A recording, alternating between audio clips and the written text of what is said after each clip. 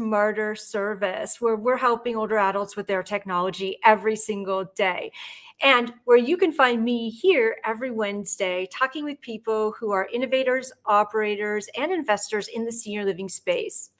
I have an amazing guest with me today. And before I invite him on, first, I wanted to say thank you to our sponsors at Leading Age Arizona. We are so grateful for your participation and for you coming alongside us and sponsoring this episode. So I want to say I am absolutely buzzing today because we are talking with a living legend. Now, our guest has been a pioneer in senior living since before most of us even knew what a smartphone was. And today, we're joined with the one and only Jack York. He is the visionary behind IN2L and now Talegate.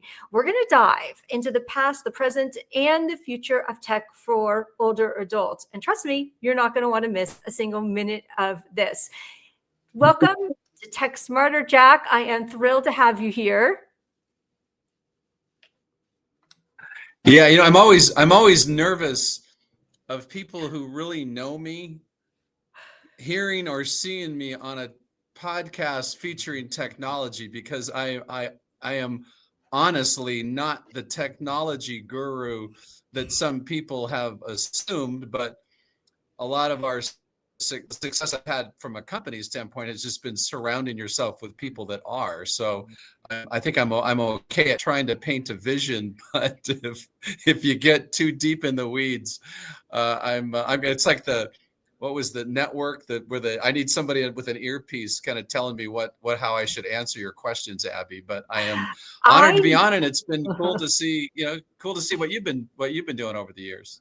Thank you, Jack. Okay, first of all, I promise you, we're not going to get techie here today. I don't get techie. That would exclude people, and I don't want to exclude people. I only want to include them into the conversation. And what I've learned from working with older adults is like the techier you get, you lose them. And so I don't want to do that to anyone. And I just want to say it is an absolute honor to have you here. Now, for those of you who go to the conferences, like we do, Jack is like the keynote or the big closer, right, Jack? Yeah, no, it's been a lot of years. I mean, I'm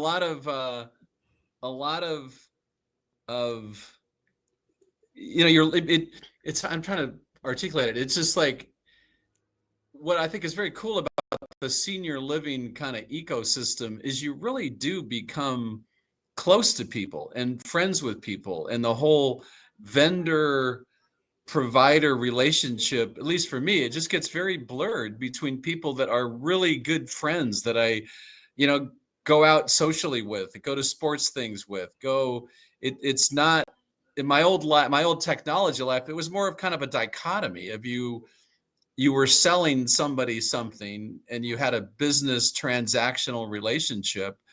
And I think part of what I've loved about the last 27 years is, it's not always the case, but 90% of the people that you meet are in the whole field because of a personal experience, because they're trying to make a difference. It's hard, everybody's got to make a buck. It's none of these things are bad, but it just really, when I do go to conferences, it's much more of a social thing for me than it is, let me show you my newest widget. Well, you have truly mastered showing people the newest widget. And at this point, it's just always great to hear you speak about what you're doing. You've had a front row seat to the evolution of technology in senior living, as you mentioned, 26 years. Is that right? And again, this is like before any of us had smartphones or even, knew, or some of us were still working on dial-up. So it's been a journey. And I'm sure you've seen everything that has evolved. From your perspective, let's talk about some of the most significant shifts in how senior living communities view and use technology to enrich residents' lives. Yeah, it's really been rewarding for me. If I go back, I wish I would have taken more pictures of things, because a lot of these things are just in my memory. But like when I would first go to conferences, IN2L was founded in 1999. And so I first started going to conferences 2000, 2001, 2002, there'd be a couple of technology vendors more in the medical record space, in the things you had to buy and elect that side of it. And we were just out, and especially the first few years, it was just me.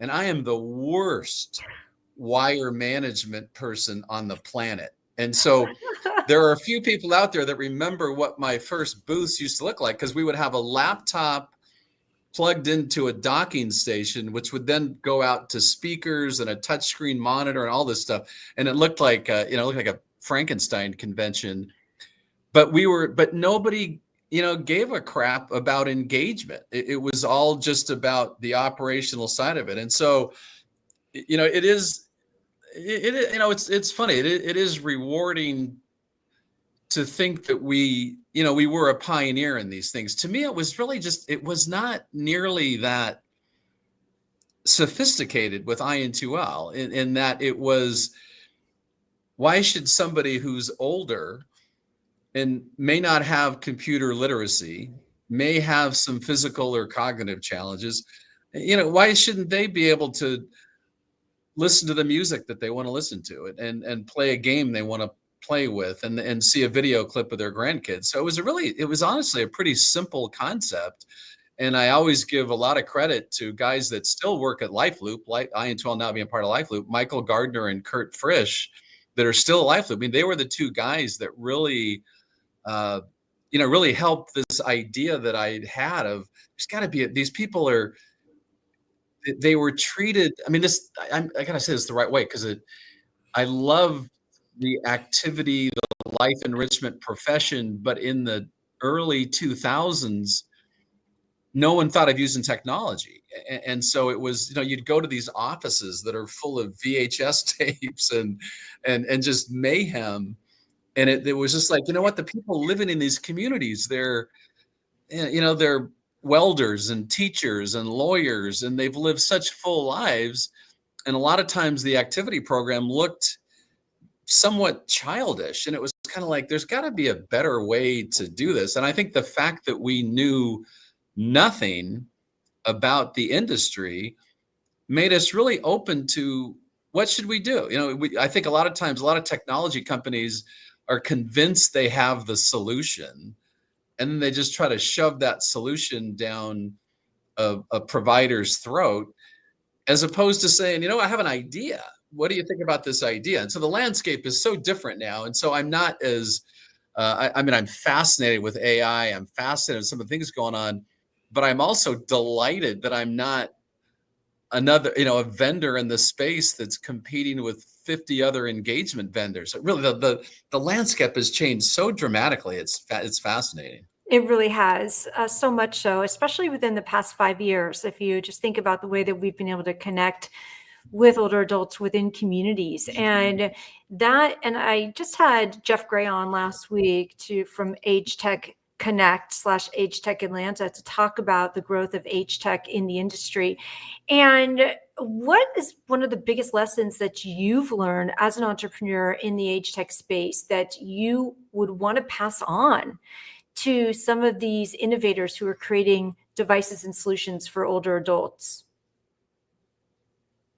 Yeah, I think that, because some things are, it's a much different landscape now, but I think some things do translate. I think probably the most important thing is for vendors to be super empathetic to what it's like to work in senior living. When somebody in the middle of the afternoon, somebody could fall, somebody could die. I mean, there is such humanity that the customer base that you're trying to sell to has to deal with, that be empathetic to that. And I think that it's really important I think that senior living in general, they want to buy products from people they can trust. So it really, to me, it's very much, and you got to be authentic. I'm not saying to not be authentic, but it's important to find out why somebody got into the space. It's important to find out what are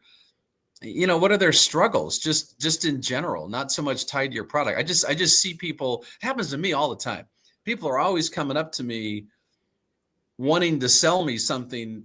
First of all, they think, like I said, they think I'm a lot more technical than I am, and they think I have more influence than I do. But they just start yakking about their product, and it's like as I've gotten older, I've tried to be a lot more mentoring to tell people, slow down, don't. I think it was Craig Erickson, a good friend of mine who runs Windcrest. I think he told me that after a leading age conference a couple years ago, he got like 286 emails from vendors. So I mean, there really is. I think you need to be. You need to care about. Like I said, you got to be authentic, but I think you need to care about the work you're doing, and the work your customers are doing, more than I'm trying to sell somebody something. And 100%. Yeah. and it's a different world than people. I was that way. It took me 2 or 3 years to kind of turn off my Silicon Valley selling mode and move it into, it's okay to let somebody sit on something for 2 weeks. It's okay if they say they're not ready yet, but they are still interested. Well, when's a good time to follow up? And if it's 3 months, the day it's 3 months, follow. I mean, I was really good about the organizational structure of that. But if people come in, I think the providers do a good job of smelling out vendors that are chasing demographics, that are trying to build a company to flip. I mean, if everybody can do what they want to be, but for me, it has been a much more of a slow. It's been the hare and the tortoise kind of thing. Is it much more than, how do you build this thing to sell?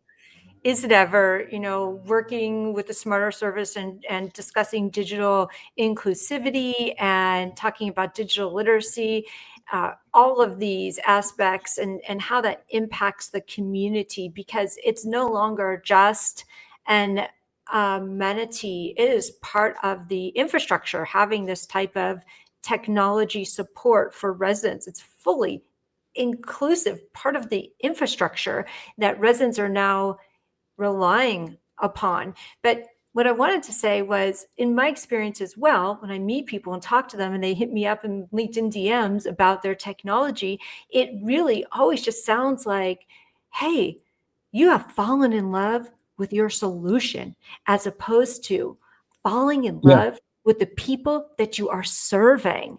Have you spent any time inside a senior living community? Because your solution is not designed to help people. And so to truly meet them where they're at. And a lot of what we're doing, like with the Smarter Service and providing tech concierge support, is meeting people where they're at so they can start using the technology their way. And there's just such a disconnect when innovators are creating products that haven't been tested in the market. Yeah, I mean, my analogy to that is like you have or what I said, just that I think it was beneficial for me. Essentially, I was a sales guy pretending to be a CEO for IN2L for 20 years. And I think the fact that I was a sales guy more than like a programmer, I was never in love with a technology. It was like, what's the best way to do it? And I think a lot of times your egos can get in the way, especially with men, not to be sexist, but I think that, and even with just as the company grew, I think this is another huge lesson learned, that as the company grew, IN2L the first 10 years were just horrible finance. I mean, it was like, everybody has their stories, which I can go on and on about, but I had saved money diligently for 15 years and lost all of it. And then before I had to go back and get money and blah, blah, blah. But it was, I don't know. It was just, you just look at that landscape. It's just so different from what most people are used to. And I think it was easy for me as the company got bigger to say, you know what, I'm not the right CEO anymore. It's better for me to have more I still was just as passionate about the product and passionate about the customers, but running a company of 10 people is not running a company of 100 people. So I think it's important to realize what your what your lane is, and that's kind of what became the evolution to what I'm doing with Talegate now, which is really just in a lot of different ways, just elevating aging through storytelling. Yes, I love that. I love that you've been interviewing so many older adults, centenarians, Yeah, yeah, um, I know. and it's fascinating to hear their stories. And what I want to know from you is, tell us about Tailgate, if as if someone hasn't heard about it before, and what kind of lessons you've learned from these type of conversations about the resilience and the adaptability of older adults. Yeah, and I think this is, you know me well enough that I always kind of do off. I think one of a resident that I just met this morning is going to come in a couple of minutes, and so I'll disrupt what I'm saying now in a second. So what happened? I think I said this a little bit before, is that with IN2L, and not that this was a bad thing, but for 20 years I was lugging in my demo system, going into a community, trying to talk to the ED, talk to the life enrichment folks, talk to the therapist, sell the product. I was never rude to residents, but I never really spent that much time with them. And then the latter part of my IN2L tenure as CEO, I turned 60 and the company turned 20. So we invented this thing called the 60/20 tour. And I'm always grateful to Lisa Taylor, the IN2L CEO at the time, who let me do this whimsical thing. But I just went all over the country. It was like carpool karaoke in a van, just interviewing people and singing and doing music. Yeah. And it just struck me that, man, I've been doing this for 20 years. And even I have no idea how cool these people are that are living in senior living communities. And so that was kind of the gestation for the idea of Tailgate. And some of you out there know Cheryl Crooks, who's now the VP of marketing at Westminster Communities of Florida. She kicked me in the butt to try to do it bigger than I was kind of thinking of. And so Tailgate has just evolved into, the primary thing we're doing is we're a documentary company, is that we're telling very interesting documentaries about people that live in senior living and people that work in senior living. And we really don't like doing marketing pieces. One of the lessons I've learned, to your question, is so much senior living marketing talks about amenities and talks about their new therapy gym or their new dining program. And all these things are great. I'm not saying that. But when you talk, I've interviewed thousands of people and hundreds of residents. The contented residents do not say a word about amenities. They talk about the other people that they live with and the people that work at the community. And so why not market that through telling these stories? So we've just told, I can go on and on, but we do documentaries of different length. A lot of times we tie them to an organization's annual meeting, but it really is all about elevating aging in creative ways. And so I'm never involved in the editing of these projects. So while they're being edited, that's when I'm driving around in my van interviewing 100-year-olds. And so that's a project that we've called the Vintage Voices 100 Tour. That's a partnership with Nathan Jones and Dash Media. And so for a year and a half, I've been driving all over the country interviewing 100-year-olds. And it is just fascinating. Absolutely fascinating. And so on any kind of social media channel, if you just look at Vintage Voices 100, you'll see the examples of what we're doing. But it has been like a spiritual revival for me on a daily basis. Almost anybody who's 100 has a tie-in to World War II, which I'm a big fan of. I can go on and I can go on and on and on and on, but I think it's just the thirst people have. When you really take a step back, you look at a person's life, a full, rich, regardless of whether they're 70, 80, 90, 100, a person that lives in senior living, is that they've lived this full life, and your whole life shrinks. It shrinks into a room in a community. And there's no way to get around that. It's just the reality of it. But the thirst that people have for somebody to give a shit about what their life has been Could you just swear? Yeah, well, I don't know. Well, that's Okay. one of the changes too. I won't go any farther than that, but it's fascinating. It's just fascinating how thirsty people are to be heard, and it really has been.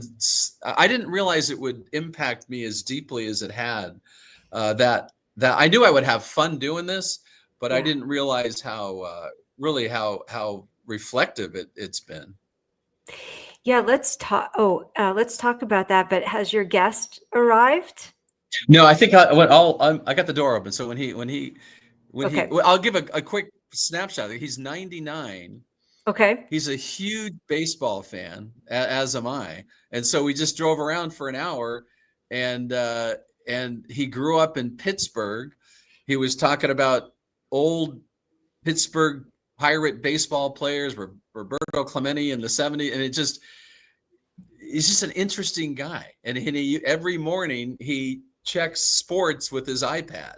And so that's kind of what I'm hoping that he does, is kind of comes in here and not talk in general about technology, but just kind of here's the stuff I do.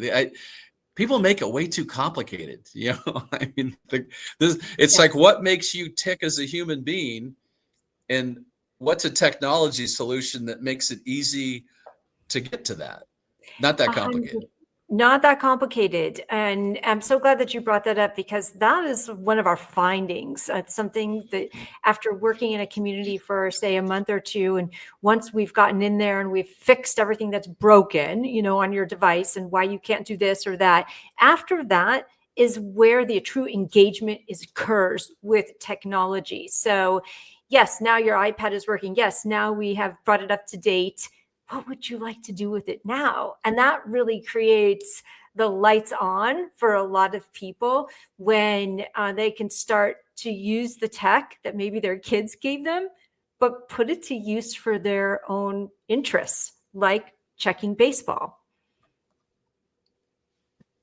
Yeah, it's been wild for me to see how many 100-year-olds are totally smartphone savvy. I mean, it is really fun to talk to them about their own evolution into it. And so many of the men I've talked to, and actually, so women too. It's interesting talking to women that work, because so many women didn't work in the 40s and 50s, and it's great to talk to some of these pioneers that did. But they grew up through this fascinating evolution of technology. We just finished a documentary. We're just getting ready to release it at a community called the Forum in Northern California. And these residents are brilliant. They're in the Bay Area, and a lot of them were very involved in the start of the Silicon Valley. This one guy was doing AI design, Dr. Peter Hart, and he's become a good friend. But he was doing AI design in the late 60s. And we took him in a Waymo car, the driverless Uber car, and he'd never been in one before. And those are the coolest things to do, is to just expose people to this framework that it's their work that lets us now do all this stuff that we take for granted. Oh my gosh, I love that. I love that. I was just thinking myself, yeah, it's amazing to show people what technology can do, but not in the sense where you just dump it all on them, but you show them how it Yeah. relates to their day-to-day life. And I think sometimes as a tech provider, or even as a daughter, you want to just show your folks all the bells and whistles that exist, but really and truly, they're not going to use it the way you're using it as a business professional. So if you can make it relevant to their needs, and I'm not saying dumb it down by any reason whatsoever, I'm saying making it relevant and bite-size, and then going back and reintroducing the concept again and again and again, because these older adults, they need reinforcement, they need repetition, they need for you to show them how to do it again and again. And it's been an amazing journey in that regard also. Yeah, Yeah, to that point is that we always did a good job with that with IN2L. I just think that, I'm trying to say things that are relevant for tech companies. It was, you gotta get your product in the hands, even if you're not selling it to the person, if you're still selling it to the provider, you gotta get it in the hands the of the residents to give you their feedback. And I love the way you phrased it, because that's what we always were very conscious of at early IN2L, is that making something easier to use is not making it juvenile. You're just making it easier to use. There's a reality of people having sight issues, having hearing issues, having tremor issues. Those are just a reality. And if people feel, especially men, older men,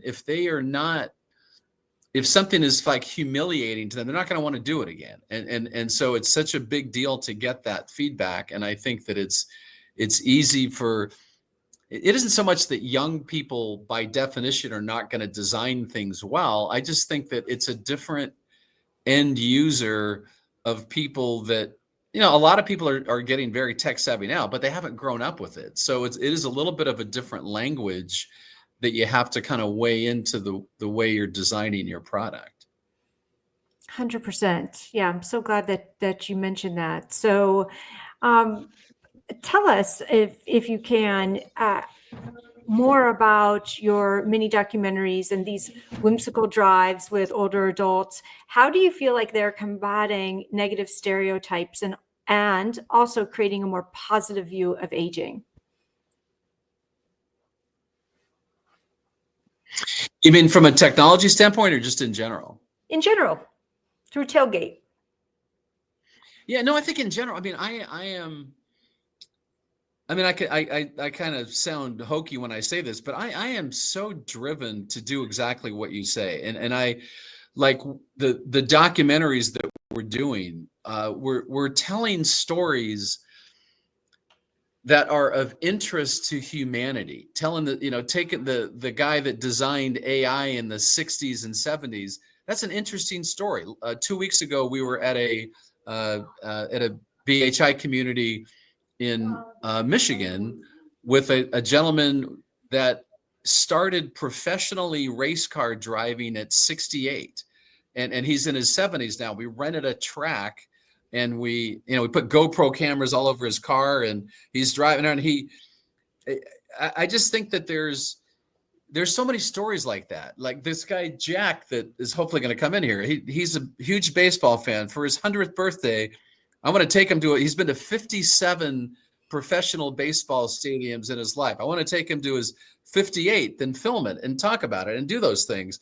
We're getting people to show our documentaries, and I'll give Daphne Johnson from Respite for All credit for this. She started doing this in one of our projects where she rented a local community theater to show the premiere of her documentary. And it was, there was dozens and dozens of people there in the community at large. I think what happens is the senior living world, one of my few critiques of senior living is they've let the media control the narrative about aging and about senior living, and then they complain about it, as opposed to just aggressively getting out front and telling this positive. It doesn't mean that the negative parts aren't real, but it's almost analogous to if you run a community and you're constantly communicating with families, then if something happens in a bad thing, you've already got a relationship built that lets you build on. I feel the same way about if you're out showing. Here comes the man. Jack is in the house. Welcome, meeting Jack. with Jack. So work your way over here, Jack, and you'll meet Abbie. But so do you want to stand, Jack, or have a seat? What's more comfortable for you?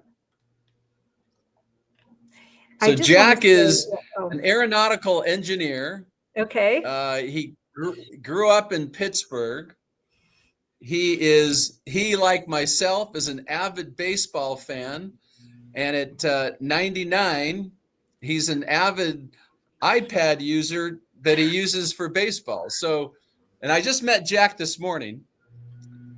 And Hi, he was Jack. initially a little skeptical. Who's this guy? Who's this guy that's showing up out of nowhere to take me around? But I think once he put his Dodger baseball hat on, I won him over that we were kindred spirits. No, it was a chocolate milkshake that did it. Yeah, we had a chocolate. We went to McDonald's. We had a chocolate milkshake at McDonald's. So, Jack, what's your last name again, Jack? Carlson. Jack Carlson. Meet Abbie. Abbie is a nationally renowned technology guru who has a podcast that talks about technology and aging. So I just wanted to talk a little bit about how you were talking about your iPad. How do you use technology? Just for scores. Just for scores. He uses to And check. name right up, box score. Love it. So again, this is to the point of what we're talking about, Abbie, that that it's just getting people to do what they want to. You got it right here. Yeah. So here. Let's see. Do you have a case on it? Here it comes. Here it comes. Okay. Oh yeah, it looks like it's. I think we got a protective shield on there. There you go. And it looks like it might be placed inside of a case. I'm glad. Yeah, and so it just It's an app. It pops right open, Mm-hmm. and it showed him. Here's the baseball scores. And, Excellent. And there's a. Okay. And that is how you. So yeah, go ahead. I mean, yeah, Abbie asked Jack. I mean, Jack Yeah, also. so- I promised Jack that we're gonna get you to go a different route here. He was an aeronautical engineer, and I asked him to explain how does a 747 get off the ground, and he didn't. He gave an answer which I thought was great, but he said he wanted to do it again. So, are you okay if he gives another explanation? It's kind of a technology thing. Are you? Yeah. Okay. So Keep it simple though. I'm not really a technologist. Just keep it simple for me, okay? Okay. Now, a wing cross section is not just two straight slabs. okay. It's a shape called an airfoil. Okay, but you got to explain it to Abbie. All these people are watching. So So it's not two. And a cross section of a wing is not just two straight slabs, top and bottom. It's shaped in a maybe a extended teardrop shape, so called an airfoil. And so the air hits it. The wing is tilted a little on the fuselage, so the air from below hits it, bounces off, and causes some lift. The top is shaped so that the air has to flow faster across here, the air here, and that reduces the pressure, so there's lift on the top of the wing. so that And then when it tilts, there's more on the bottom, and the top would push the wing up. And the faster it goes, the more that pressure is, and it causes a lift, so the airplane reaches a takeoff speed. The airplane starts to rise. so that Thank you. you asked what is it? How do you change the perception of aging? You walk into a community, and here we are at Trinity Community at Beaver Creek, Ohio. Yeah. And you just sit down and talk to people. You just sit down and ask questions of how does a plane take off? And a 99-year-old aeronautical engineer is sitting there in his room ready to tell you if somebody asks him. And there are hundreds of different shapes of airfoils. NASA probably spent 40 years developing different types of airfoils, depending on the kind of plane, or the blades of a helicopter. The same thing. So I was trying to get into the weeds with Jack today, and he quickly went into the classified information that I was not able to talk. But then we got to a McDonald's and got a chocolate shake, and we were living large again. So There you go. There you go. Well, guys. So just if you don't mind, just hang out. Let me keep talking. Can you hang out here? Yeah. We can talk afterwards. Pardon? Are you okay if we just I got to talk back with Abbie. Oh, certainly. Yeah, and then but I want to talk to you after I'm done about 2:00 I have to get a banana split. You can get one too if you want. Yeah, 2:00 banana split. Sign me up for that one too. Okay, Jack, no, that was perfect. So if Jack. let's just leave it at that. That I'll come find you for the What? So Abbie, any last words you want to say to this is Jack and Jack? Hi, Abbie. Hey, yeah, I want to just encourage you to keep Where up are the good you? work and keep using your technology your way because it's working for you. And for Jack York, She's a technology word. and for Jack York, I just want to thank you so much for joining us. You know, I could honestly chat with you, Jack and Jack, all day about your journeys and the stories that you both have collected and just all the wonderful work that you are doing. So, and I'm sure I'll be seeing you sometime soon at the next conference, and just really want to encourage you both to keep up the good work and for being such a trailblazer, both of you. And to everyone out there, thank you so much for tuning in. Thank you, Trinity Community at Beaver Creek, Ohio, for being with us today. And we will be back here next week with another amazing guest. Thank you also to our sponsor, Leading Age Arizona. And until we meet next week, go out there and make a difference. Thank you.